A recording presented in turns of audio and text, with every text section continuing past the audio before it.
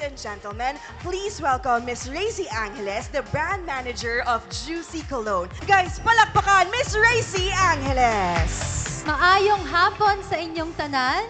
Tama? Salamat sa inyong pagkadto karon. As we celebrate another exciting leg of the Light Up Shine Empowerment event here in Davao, we continue our mission to inspire teens to embrace their confidence, express their true selves, and shine together. Always remember, you are special, you are unique, and with confidence, you have the power to light up the world. Daghang salamat sa inyong tanan and enjoy the rest of the event. Ladies and gentlemen, join me in giving a warm welcome to the incredible, inspiring, and ever-shining face of Juicy Cologne, our one and only, Belle Mariano! Napaka-juicy talaga! Hello po! Hello, Belle, and welcome to Davao!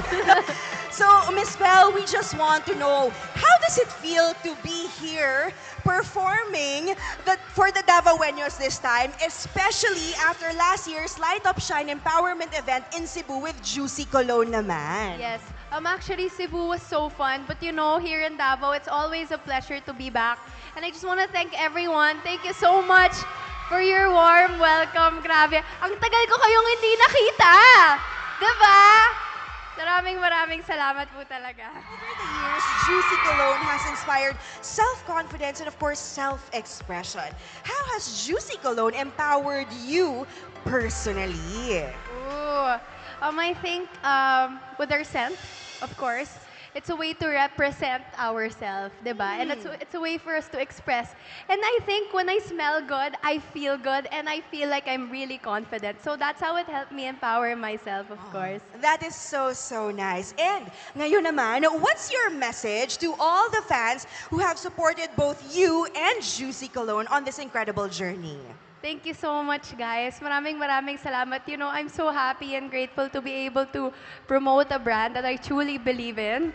Now na ngayon, Women's Month pa, Yes, diba? of It's a course. brand that really uplifts us women. So thank you so much to Juicy for that amazing advocacy, of course.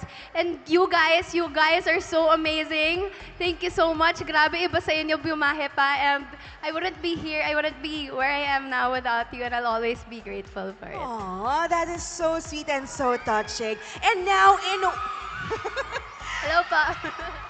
in one word, how would you describe the energy of today's event? Very sweet. Oh, so sweet, Sweet, daw, yeah. guys.